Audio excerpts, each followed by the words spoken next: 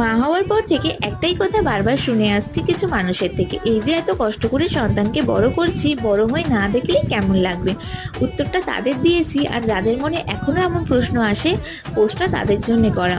Parents হওয়া আমাদের choice ছিল, সন্তান আমাদের তার দায়িত্ব নেওয়ার জন্য বাধ্য করেনি, আমরা স্বইচ্ছায় তার দায়িত্ব নিয়েছি। যে এখনো নিজের নামও জানলো না সে আমাদের দেখবে কিনা তাই নিয়ে এত মাথা ব্যথা কেন? কন্ট্যাক্ট ছিল নাকি যে তোমাকে কষ্ট করে বড় করার বদলে আমাদের দেখতে হবে? মানুষ ছাড়া আর কোনো প্রাণীকে দেখেছেন সন্তানদের ওপর নির্ভর করতে? তারা নিজেরাও বাঁচে ও সন্তানদেরও বাঁচতে দেয়। এখন মানুষকে নির্ভর করতে হয় কখনো কখনো সন্তানদের ওপরে, তার জন্য সন্তানকে ভালো শিক্ষা দেওয়াই যথেষ্ট, বাকি তার বিবেক। এর জন্য আমি কত কষ্ট করেছি, কি কি ত্যাগ করেছি, কত টাকা খরচা করেছি তার হিসাব নাইবা দিলাম। আমি ভালোবেসে করেছি, সে ভালোবাসলেই এমনই করবে। এত এক্সপেকটেশনও নেই, তাই নির্ভরশীলতাও নেই।